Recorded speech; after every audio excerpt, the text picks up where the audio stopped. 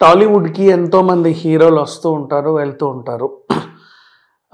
సొంత కాళ్ళ మీద నిలబడి వచ్చి, ఒక సినిమా పెద్ద హిట్ కొట్టిన తర్వాత, వరుసగా ఓ 10 సినిమాలు సైన్ చేసి, అందులో 6, 7 హిట్లు సంపాదించి, తర్వాత 4 ఫ్లాపులు అట్టటట్టట ఫ్లాప్ అయ్యి మళ్ళీ కనబడకుండా పోయిన హీరోలకు చాలామంది ఉన్నారు.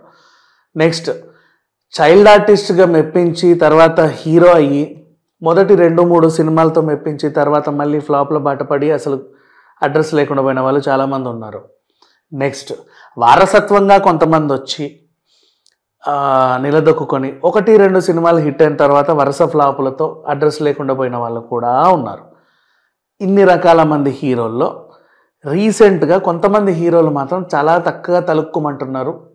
చైల్డ్ ఆర్టిస్ట్గా వచ్చి పాన్ ఇండియా లెవెల్కి వెళ్ళిన అబ్బాయిలతో మాట్లాడుకుంటే, నన్ను అడిగితే ప్రామిస్ చెప్తున్నా, ఇండస్ట్రీ ఇప్పుడు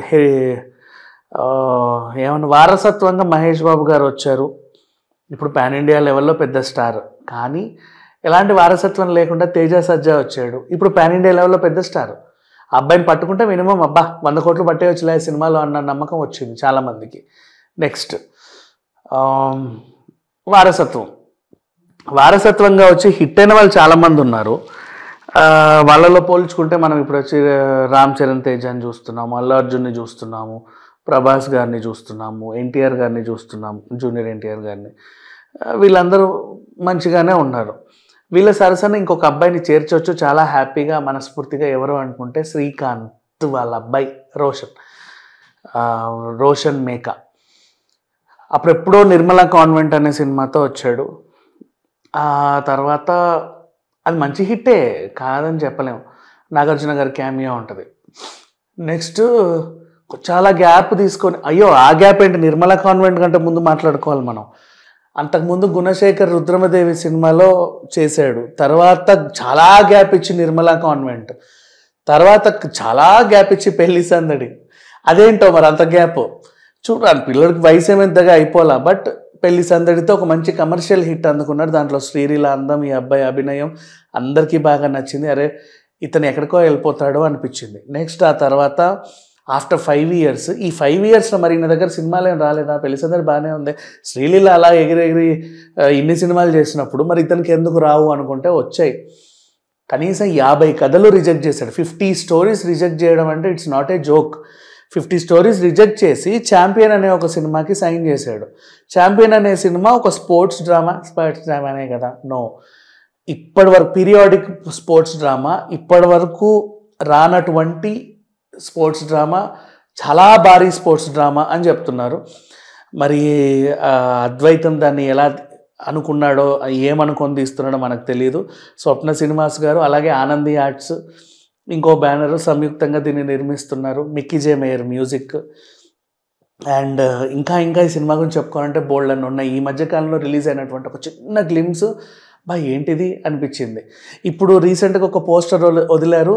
దాంట్లో విషయం ఏంటంటే సినిమా రిలీజ్ డేట్ అనమాట. మీరు ఓజీ పోస్టర్ చూస్తే 25/09/25 అని కనిపిస్తుంది కదా, సేమ్ అట్లాగే ఇది 25 డిసెంబర్ 25, అంటే డిసెంబర్ 25కి క్రిస్మస్ కానుకగా వస్తుంది. క్రిస్మస్ కానుకగా సల్మాన్ ఖాన్ సినిమాలు వచ్చాయి ఒకప్పుడు. మరి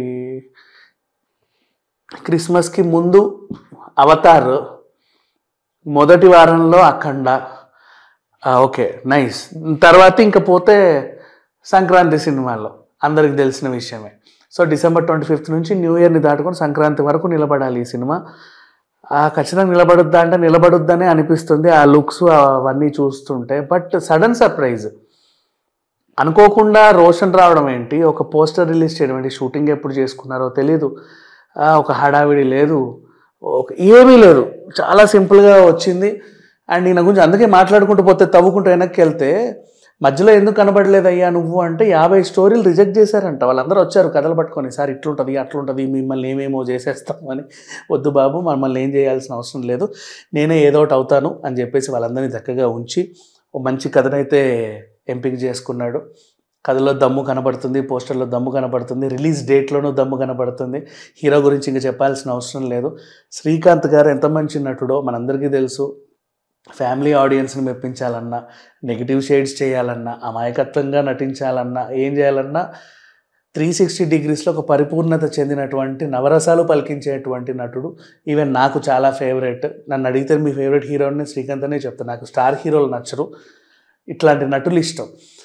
ఆ తర్వాత ఆఫ్టర్ లాంగ్ టైం వాళ్ళ అబ్బాయి రావడం అండ్ మంచి మొహంలో కళ ఉండడం, డ్యాన్సులు గట్రా బాగా చేయడం, యాక్షన్ బాగా చేయడం, కత్తిసాము బాగా చేయడం. నెక్స్ట్ అసలు మనకు కావాల్సింది ఏంటి ఒక యాక్టర్కి? అన్నీ నవరసాలు అన్నీ ఉన్నాయి ఆ అబ్బాయిలో, A to Z అందగాడు. సో ఈ సినిమా నన్ను అడిగితే రీసెంట్లీ మనం తేజ సజ్జా రికార్డులను చూసి ఎలా అయితే ఆశ్చర్యపోతున్నామో, నెక్స్ట్ రోషన్ని చూసి కూడా అలాగే ఆశ్చర్యపోతాం, అతిశయోక్తి లేదు. అండ్ 25th డిసెంబర్కి రిలీజ్ అవుతున్నటువంటి ఛాంపియన్ నాకు తెలిసి ఆల్మోస్ట్ 90% హిట్ టాకే అంటే హిట్ టాక్ తెచ్చుకుంటుందన్న ఇదిలోనే నడుస్తూ ఉంది. అంటే ఏం నెగిటివ్స్ లేవు దాని గురించి మాట్లాడుకోవడానికి ప్రత్యేకించి. అండ్ ఆల్రెడీ నేషనల్ అవార్డు తెచ్చుకున్నటువంటి ఒక ప్రూవ్ అండ్ డైరెక్టర్, మంచి టీము, ఇంకంతమించి ఏం కావాలి. Thank you so much.